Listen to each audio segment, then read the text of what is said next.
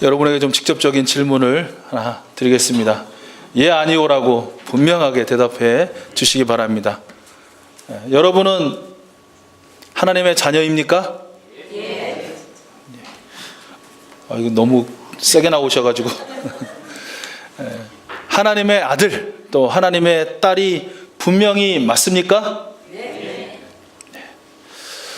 그런데요, 어떤 사람의 친자다라는 증명은요, 유전자 검사를 하면 됩니다. 그렇죠? 소위 우리가 아침 드라마로 불리는 막장 드라마의 단골 소재, 친자 확인, 칫솔도 훔치고 막 머리카락도 훔치고 막 이런. 어쨌든 요즘은요 10만 원 정도 하면 내외하면 아주 저렴한 비용으로 할 수 있고, 또 머리카락 한 두세 가닥만 있으면 된다고 하고요, 하루만 지나면 바로 친자 확인이 가능하다고 합니다. 혹시 궁금하신 분들은 자, 이게 세상은 그렇게 됐어요. 그런데 여러분 분명히 하나님의 자녀고 하나님의 아들이고 하나님의 딸이라고 했는데, 그러면 그것을 어떻게 증명할 수 있습니까? 누군가가 당신이 하나님의 자녀가 맞고 하나님의 아들이나 딸이 맞다고 한다면 그것을 내게 증명해 보이라 하면 어떻게 증명하실 겁니까? 뭘로 증명하면 좋을까요? 네, 우리는 소위 그 의학기술, 과학기술보다 더 확실하고 분명한 진리인 하나님의 말씀, 즉 성경에 근거하여 증명할 수 있습니다. 요한복음 1장 12절과 13절 말씀, 지난주에 요약하신 분도 계시죠? 자, 영접하는 자, 곧 그 이름을 믿는 자들에게는 하나님의 자녀가 되는 권세를 주셨으니 이는 혈통으로나 육정으로나 사람의 뜻으로 나지 아니하고 오직 하나님께로부터 난 자들이니라. 누가 하나님께로부터 다시 태어난 하나님의 자녀입니까? 예, 예수 그리스도를 영접한 사람, 곧 그 이름을 믿는 사람들입니다. 바로 여러분들입니다. 아멘. 이 사실을 성령님께서 또 친히 증언하여 주십니다. 로마서 8장 16절 말씀이죠. 성령이 친히 우리의 영과 더불어 우리가 하나님의 자녀인 것을 증언하시나니. 그런데요, 문제가 하나 있습니다.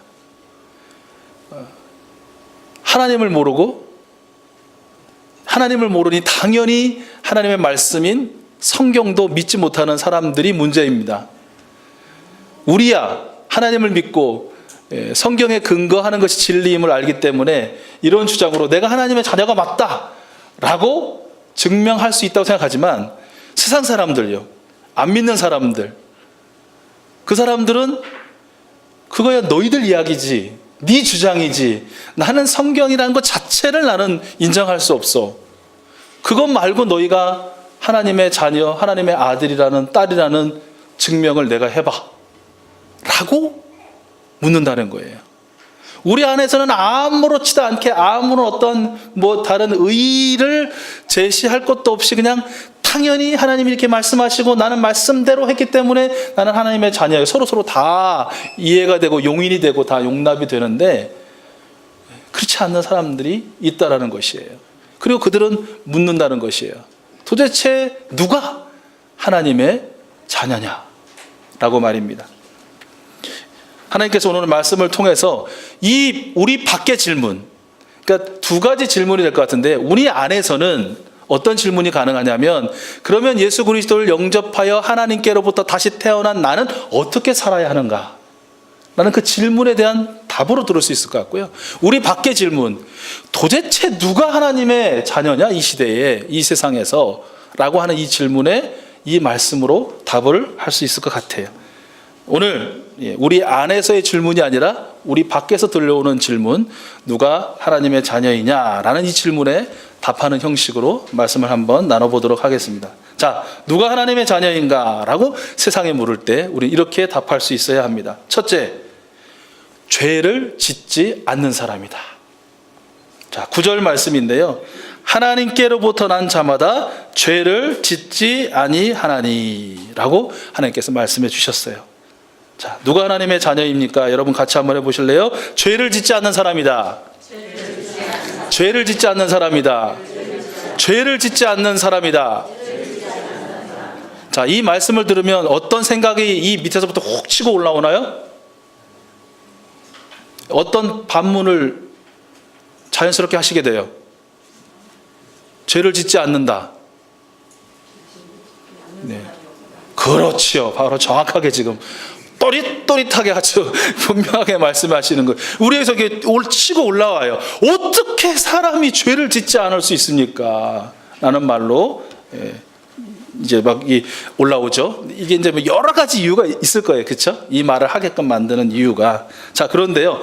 앞에서 말씀드린 9절 말씀, 하나님께로 난 자마다 죄를 짓지 아니하나니 할 때에 악센트가 죄를 짓지 아니하나니에 찍히면 안 되고 어디에 찍혀야 돼요? 하나님께로부터 다시 태어난 사람은 이라는 거에 찍혀야 된다는 말입니다. 주목해야 할 부분이 그래요. 우리 인간이란 맞아요. 죄를 지을 수밖에 없는 존재예요. 죄로 살고 죄로 죽을 수밖에 없는 존재예요. 맞아요. 그러나 하나님의 은혜로 다시 태어난 사람은 죄를 짓지 않을 수 있는 존재가 된다. 하나님께로부터 다시 태어난 사람은 죄를 짓지 않는다 라고 하나님이 선언하셨다는 거예요. 우리 하나님의 이 선언에 아멘으로 화답하고 또 이런 인식의 전환이라고 할까요? 이런 믿음이 오늘 이 시대에 우리에게 꼭 필요한 줄로 믿습니다. 계속해서 우리의 삶 속에서 되뇌이고 또 반복하는 것이 그래, 나는 인간은 죄를 지을 수밖에 없는 존재야 라는 말 대신 이제 하나님께로부터 다시 태어난 나는 죄를 짓지 않을 수 있어. 하나님께서는 나를 새롭게 거듭나고 중생시켜 주시고 다시 태어나게 하신 이유로 나를 죄 짓지 않는 존재로 만들어 주셨어. 이것을 생각하고 이것을 묵상하고 이것을 가슴에 새겨야 된다는 것입니다. 아멘. 왜 이렇게 자신이 없으세요? 그래요. 어떻게 보면 이 세상과 하나님 나라의 이 충돌이라는 것은 이 충돌이기도 한 것 같습니다. 끊임없이 너는 죄 짓는 존재야. 당연해. 이 말에는 뭐냐면요, 이해가 된다는 얘기죠. 스스로도 이해가 되고 세상도 용납해 줄 수 있다는 것이거든요. 그냥 다 그런 거야. 그런 거지. 그냥 그러면 어떻게 됩니까? 다 그러다가 다 그런 거지 하다가 그냥 다 그렇게 되는 거예요. 그런 종말을 맞이하게 되는 거예요. 그러나 하나님은, 우리 하나님은 그래, 너는 전에는 그랬어. 그랬지. 그렇게 죄를 짓다가 죽을 수밖에 없는 너였지. 그러나 내가 내 아들 독생자 예수 그리스도의 보혈의 은총으로 네 죄를 다 씻고 너를 거듭나게 다시 태어나게 해 나의 아들로 딸로 삼은 이후로는 너는 죄를 짓지 않을 수 있어. 너는 죄를 짓는 존재가 아니야 라고 말씀해 주고 계신다는 거예요. 이 음성에 귀를 기울이시, 이 음성을 사모하시는 이 하나님의 말씀에 여러분의 삶을 쏟아내시라. 우리 하나님은 말씀해 주시는 것입니다. 제가 여러 번 반복해요. 지금 이게 너무너무 중요한 이 소위 가치 충돌의 이 시대가 우리가 마귀의 편에 붙잡혀 사는 것이 아니라 하나님께 붙잡혀 살 수 있는 정말 필요한 인식의 전환이다. 아, 그래, 나는 인간은 죄를 지을 수밖에 없는 존재예요, 영원히. 아니, 그랬었던 우리가 이제는 하나님께로부터 다시 태어났으니 하나님의 아들, 딸 되었다라고 내가 믿으니, 그러면 죄가 없으신 하나님처럼 죄를 짓지 않을 수 있어. 나는 그런 마음으로 사시는 거예요. 자, 여러분, 이 생각의 전환이 여러분의 삶에서 어떤 영향을 미칠 거라고 기대하십니까? 당연히, 그렇죠? 딱 맞닥뜨렸을 때 무너지거나 쉽게 여러분 자신을 내어주지 않겠죠. 죄에 대해서, 마귀에 대해서, 악에 대해서. 그렇죠? 전에는 쉽게 내어줬잖아요. 당연한 거니까, 인간이라면. 그러나 아니, 지금 나는 바뀌었잖아. 나는 다시 태어났잖아. 나는 하나님의 딸, 하나님의 아들이고 하나님이 지금 불러주고 계시잖아. 인정해주고 계시잖아. 사랑해주고 계시잖아. 내가 쉽게 그러면 나를 마귀 편에, 죄 편에, 악 편에, 욕망 편에 쉽게 내던질 수 없는 거 아니겠습니까? 꼭 기억하시기 바라요. 자, 어떻게 이렇게 하나님의 아들, 딸이 있다고 해가지고 죄를 짓지 않을 수 있느냐? 하나님께서는요, 그냥 선언이 아니고 우리 안에 이것을 두셨기 때문에, 우리 안에 이것이 있기 때문에 그렇게 죄를 짓지 않을 수 있다라고 말씀해 주고 계셔요. 무엇입니까? 9절 상반절 말씀에 보면 하나님께로부터 난 자마다 죄를 짓지 아니하나니 이는 하나님의 씨가 그 속에 거함이다 라고 말씀해 주고 계셔요. 자, 하나님의 씨가 뭘까요? 하나님의 씨앗, 새 생명의 씨앗이 내 안에 있다고 말씀하시는데, 그것은 성경을 보면 두 가지로 우리가 받아들일 수 있어요. 네, 맞습니다. 뭐 다 알고 이미 계시네요. 베드로전서 1장 23절 말씀을 보면 너희가 거듭난 것은 썩어질 씨로 된 것이 아니요 썩지 아니할 씨로 된 것이니 라고 말씀하시고, 그 뒤에 어떻게 말씀하시냐면 살아있고 항상 있는 하나님의 말씀으로 되었느니라. 아멘. 이렇게 말씀하고 계셔요. 다시 태어난 우리 안에는 하나님의 씨인 하나님의 말씀이 들어와 있다라는 것입니다. 그리고 우리 안에 있는 이 하나님의 말씀은 흉악한 죄를 이긴다라고 선포하고 계셔요. 요한일서 2장 5절 청년들아 내가 너희에게 이것을 쓴 것은 너희가 강하고 하나님의 말씀이 너희 안에 거하시며 그로 인하여 너희가 흉악한 자를 이기었음이니라. 내가 이기는 게 아니라 내 안에 있는 하나님의 아들 딸들에게 하나님께서 부어주신 하나님의 씨, 즉 하나님의 살아 운동력 있고 골수까지 쪼갠 양날선 검인 하나님의 말씀이 그렇게 이길 수 있도록 해주신다라는 것입니다. 저와 여러분은 예수 그리스도를 영접하여 하나님의 자녀로 다시 태어난 사람들 맞습니다. 그러므로 우리 안에는 하나님의 씨, 즉 살아계시고 영원하신 하나님의 말씀이 들어있습니다. 그러므로 하나님의 말씀을 가까이 하고 늘 묵상하고 그 말씀 따라 살려고 노력하는 사람은 죄를 짓지 않습니다. 않을 수 있습니다. 그러나 하나님의 말씀을 멀리하고 하나님의 말씀을 찾지 않고 하나님의 말씀과는 무관하게 사는 사람은 당연히 믿든 안 믿든 원래 인간은 죄를 짓는 존재야 라는, 오늘 성경의 표현으로 하면 미혹에 빠져서 그 미혹하는 자에게 속아서 살 수밖에 없게 된다라고 하나님은 말씀하시는 것입니다. 하나님의 아들, 하나님의 딸, 여러분 맞으십니까? 그러시다면 여러분 안에는 하나님의 씨가 들어있습니다. 하나님의 말씀이 들어있습니다. 죄를 이기고 마귀를 이길 수 있는 하나님의 말씀이 저와 여러분 안에 있음을 더욱 확신하시기 바라고, 그 말씀을 더욱더 붙드시는, 의지하시는 그 말씀 따라 살 수 있는 저와 여러분 될 수 있기를 축복합니다. 하나님의 씨는요, 말씀이긴 동시에 바로 성령님이시다라고 성경은 말씀하고 계셔요. 로마서 8장 14절 말씀, 무릇 하나님의 영으로 인도함을 받는 사람은 곧 하나님의 자녀이니라. 이 말씀 앞뒤를 바꿔보면 하나님의 자녀는 당연히 내주하시는, 그 안에 계시는 성령님의 인도하심을 받는다라는 말씀인 것입니다. 성령님의 인도하심을 받기에 성령님의 아름다운 9가지 열매를 맺는 삶을 사는 것이고요. 반대로 내 안에 있는 하나님의 씨인 성령님의 인도하심을 받지 않는다면 그것은 죄의 열매를 맺고 살 수밖에 없는 것이겠죠. 우리가 죄를 짓지 않을 수 있는 이유, 그것은 하나님의 씨인 말씀이 있고 하나님의 영이신 성령님이 우리 안에 함께 살고 계시기 때문이다. 나는 이 믿음이, 말씀에 대한 믿음이 저와 여러분의 삶을 변화시킬 줄로 믿습니다. 또 하나님의 자녀된 우리가 죄를 짓지 않을 수 있는 두 번째 이유가 있어요. 그것은 바로 우리 주 예수 그리스도께서 마귀의 일을 멸하셨기 때문이다. 오늘 8절 말씀입니다. 죄를 짓는 자는 마귀에게 속하나니 마귀는 처음부터 범죄함이라. 하나님의 아들이 나타나신 것은 마귀의 일을 멸하려 하심이라. 아멘. 죄가 없으신 우리 구주 예수 그리스도께서 이 땅에 오셔서 죄의 근원이고 원천인 마귀를 멸망시키셨습니다. 십자가 보혈로 멸망시키셨습니다. 아멘. 죄를 짓게 만드는 마귀의 일을 멸하시고 우리의 죄를 없애신 바로 그 예수 그리스도께서 우리 안에 계신다는 것이에요. 요한일서 3장 5절과 6절 말씀, 그가 우리 죄를 없애려고 나타나신 것을 너희가 아나니. 뭘 없애려고 나타나셨어요? 우리의 죄를 없애려고 나타나신 것을 너희가 아나니 그에게는 죄가 없느니라. 그 안에 거하는 자마다 범죄하지 아니하느니라. 아멘. 예수님이 내 안에, 그리고 내가 예수님 안에 거하기 때문에 우리는 범죄하지 않습니다. 범죄하지 않을 수 있습니다.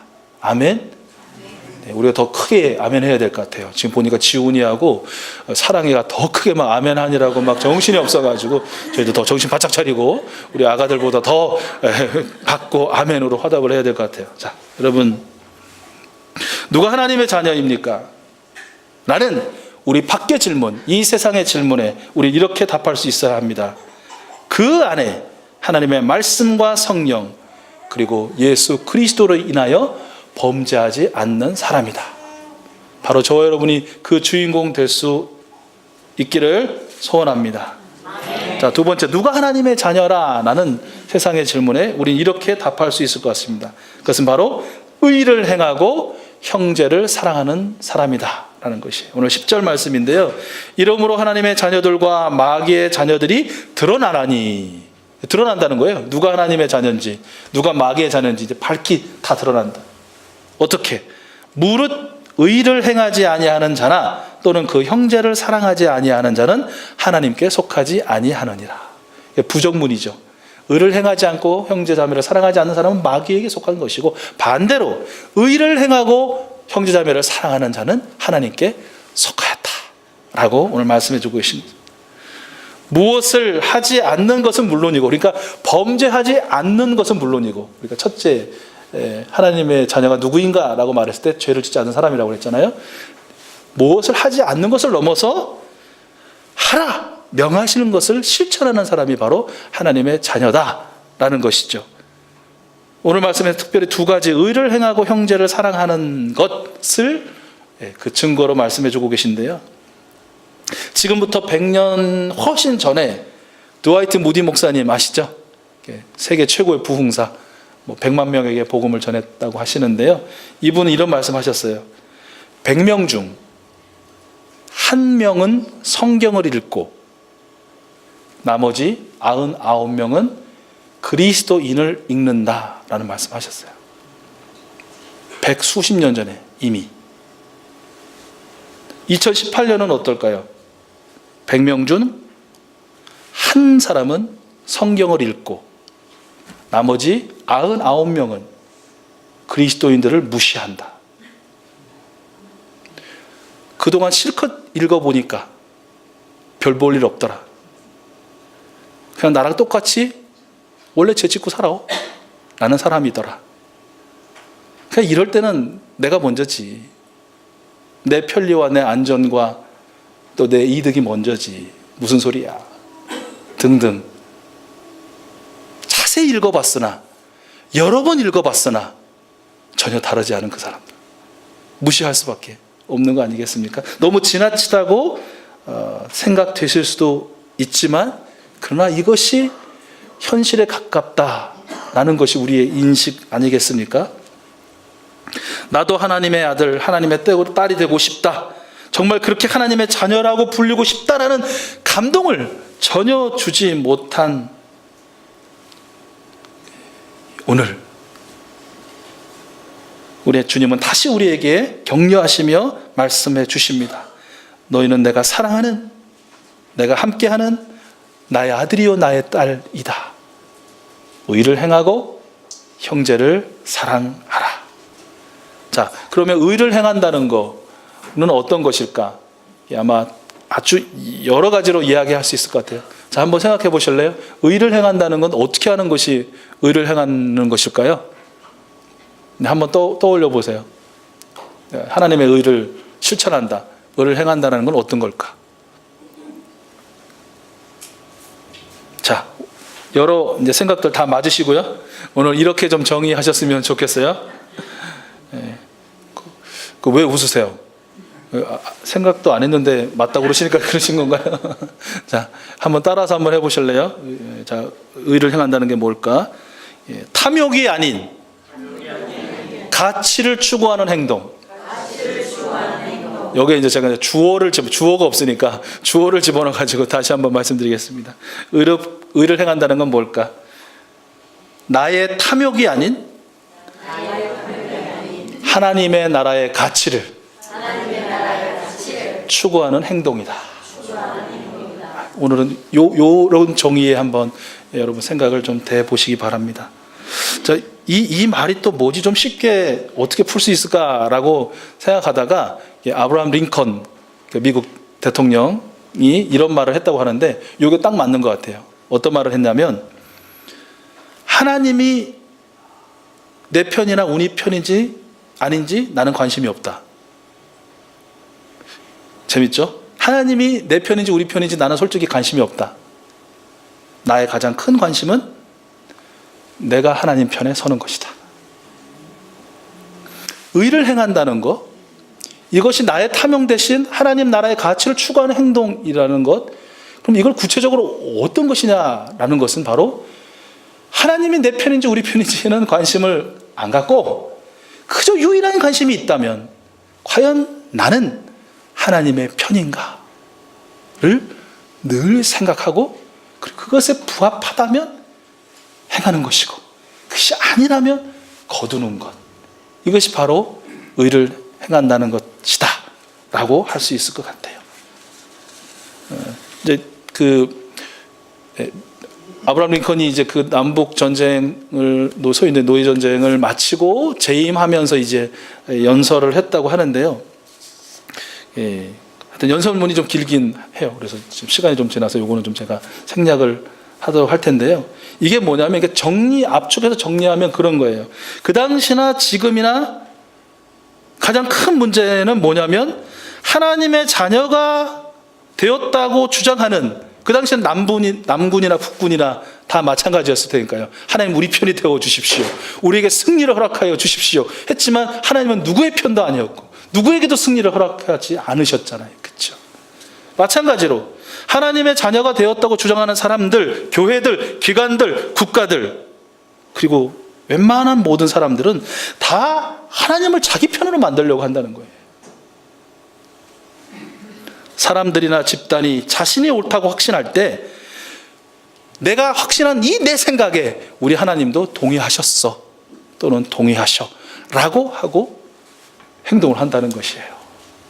얼마나 어리석은 일입니까? 정말 중요한 것, 그것은 하나님을 우리에게 동의하도록 만드는 것이 아니라 우리가 하나님께 동의하는 것이죠. 그러려면 어떻게 해야 됩니까? 우리의 생각을 뒤집어야 돼요. 때로는 우리 생각을 버려야 돼요. 그게 힘든 거예요. 왜 내 생각을 뒤집어? 왜 내 의견이 틀렸다는 거야? 내가 이 옳고 그른 이 바른 생활이 뭐가 잘못됐다는 거야? 이걸 내려놓기가, 포기하기가, 뒤집기가 힘들거든요. 개인이든 교회든 국가든 단체든 다. 그러나 그렇게 해야 된다는 것이에요. 링컨의 말처럼 우리는 의식적으로 겸손해지려고 노력해야 하는 것이죠. 하나님 편을 이해하려고 한다는 것은 내 편, 내 자신에 대해서 더 반성적이고 비판적인 태도를 취할 수밖에 없다는 것이에요. 하나님의 편에 서려면, 하나님의 뜻에 따라 살려면 내 편, 우리 편을 초월하려는 그런 노력들이 계속해서 우리에게 필요하다라는 것이에요. 4년마다 열리는 게 있습니다. 뭐가 열리죠? 올림픽도 열리고 월드컵도 열리고 뭐 합니다. 뭐 등등. 또 여러분 뭐가 4년마다 행사가 있는지는 모르겠는데, 2월 29일 생신 맞으신 분들도 4년마다 한 번씩인가 아마 그렇게 생신이 돌아오시는 것 같은데, 자, 어쨌든 저 축구 되게 좋아하거든요. 엄청 좋아해요, 축구를. 그런데 만약에 이제 올해 월드컵이 있어요. 그럼 몇 년 전에 월드컵이 있었다는 얘기예요? 4년 전에 있었어요. 4년 전에 축구를 이렇게 좋아하는 저도 4년 전 월드컵이 어디서 열렸었고 우리나라 축구대표팀의 성적이 어땠냐고 물어보면 기억 안 나요. 자료를 찾아봐야 돼요. 그렇게 좋아하는데. 그런데 바로 내일이죠. 4월 16일. 4년 전 4월 16일은 어땠냐고 물어보면요, 정말 제가 지금도 말씀드리면서 이렇게 닭살이 돋고 전율이 나는 너무나 뚜렷한 기억을 갖고 있어요. 그날 수요일이었어요. 요일도 기억해요. 아침에 출근해서 교육자 아침 경건회를 준비하고 있었어요. 그런데 갑자기 속보가 떴어요. 진도 앞에서 배가 뒤집혀졌다. 경고회를 시작해야 되니까 경고회를 들어갔어요. 경고회하고 마치고 나왔거든요.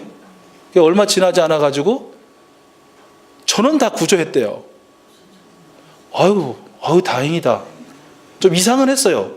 수백 명이 그렇게 지금 있다는데 어떻게 이렇게 금방 다 구조했지? 근데 뭐 했으니까 했다고 하겠지 하고 수요 일부 기도회를 들어갔다 나왔어요. 2시가 지난 거예요. 오후 2시가.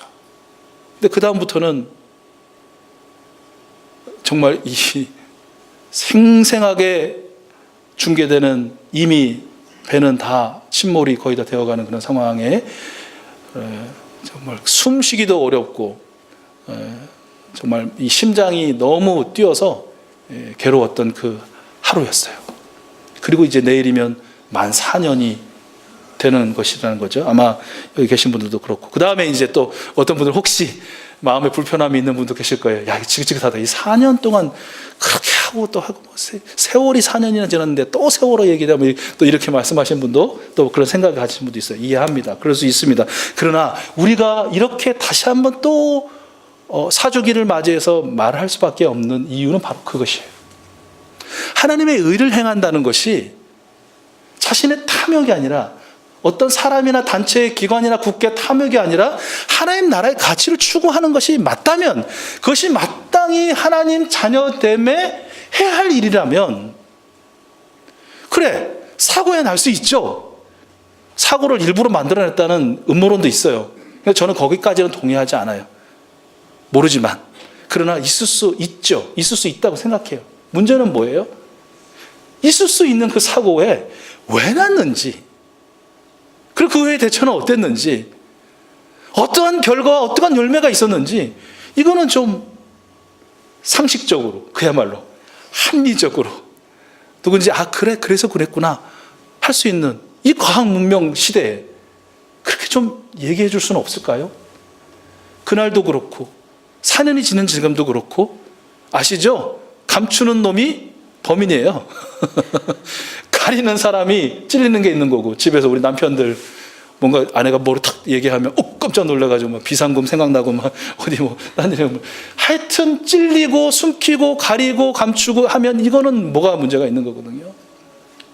그렇게 정확하게 좀 다시 이야기해 줄 것을, 밝혀 드러내 줄 것을 우리는 지속적으로 권력자들에게 촉구하는 것이죠. 왜? 나는 하나님의 아들이고 하나님의 딸이니까. 나는 그 어떤 누구의 탐욕 대신 하나님 나라의 가치를 추구하는 사람이니까. 하나님은 또 그래야 된다고 말씀하시니까.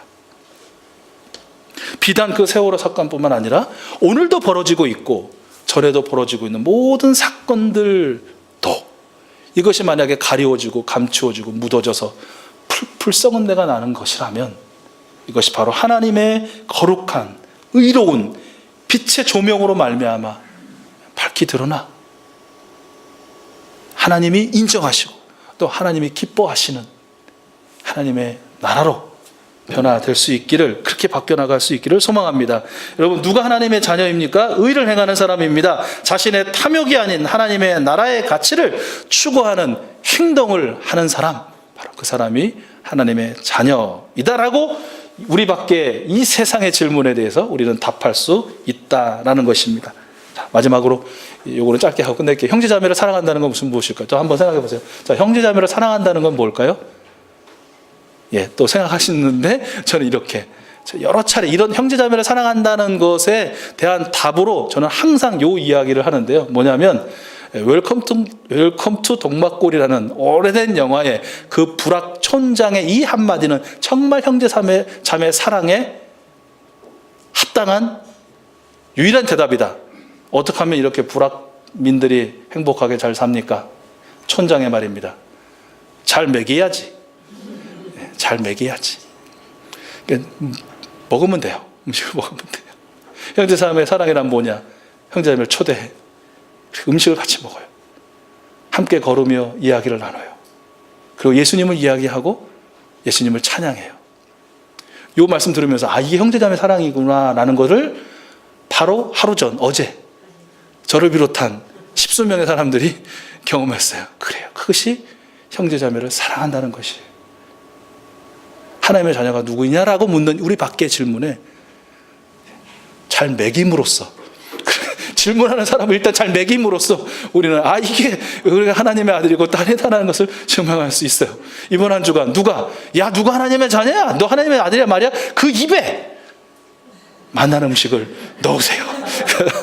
그리고 같이 시간을 내서 이야기를 하시고 산책도 하시고, 그리고 하나님이 기회를 하시면 예수님을 이야기해 주시고, 또 여러분이 만난 예수님을 이야기해 주시고, 여러분이 변화된 여러분의 삶을 또 이야기해 주시고 들려주시면 되는 것입니다. 여러분, 말씀을 정리합니다. 저와 여러분 분명히 전에는 죄와 멸망의 자녀였습니다. 마귀의 아들, 딸이었습니다. 그러나 우리는 우리 구주 예수 그리스도의 십자가 보혈 은총과 부활의 영광으로 하나님의 자녀로 다시 태어났습니다. 아멘. 이제 하나님의 자녀가 되었기에 우리는 첫째, 우리 안에 있는 하나님의 말씀과 성령님 예수 그리스도로 인하여 다시 범죄하지 않습니다. 둘째, 나의 탐욕이 아닌 하나님 나라의 가치를 위해 행동합니다. 그리고 형제자매를 사랑합니다. 누가 하나님의 자녀인가를 묻는 세상에 여기 하나님의 자녀가 있노라.